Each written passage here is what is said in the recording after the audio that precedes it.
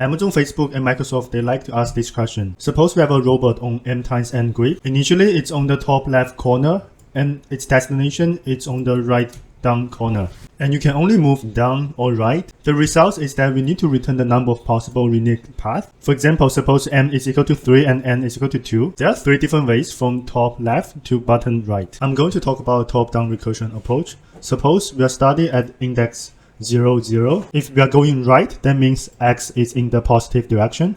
If we are going down, that means y is in the negative direction. So the destination coordinates becomes 1 and minus 2. And here's how the top-down function works. Suppose we are starting from its origin.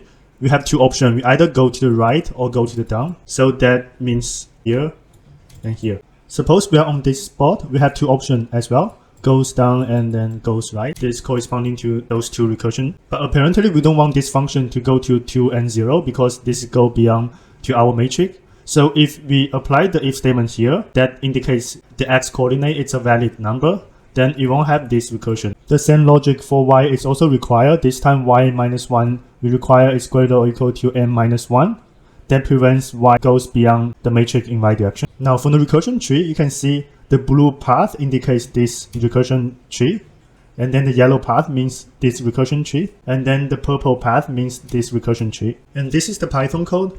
I cache the result into memory variable because we have a repeated calculation like here. If we return to the destination, we simply return 1. At each recursion stage, I declare the variable result to be 0. Just like this stage, I accumulate the result by adding the returning value from the base case. If y and x is within the matrix, I simply accumulate 1 and then plus 1. And the time complexity of this approach is O m times n. Next, I'm going to talk about another approach, dynamic programming. Suppose we have a two-dimensional DP array. We initialize all the elements in this 2D array to be 0, and then we assign the first element to be 1. The value inside DP means the number of possible ways to the index I and j. Because the robot can only go to the right and down, that means the number of possible ways we can reach to I and j is actually equals to the sum of I minus 1 and j and the I and j minus 1. For example, if we have 3 different ways to reach here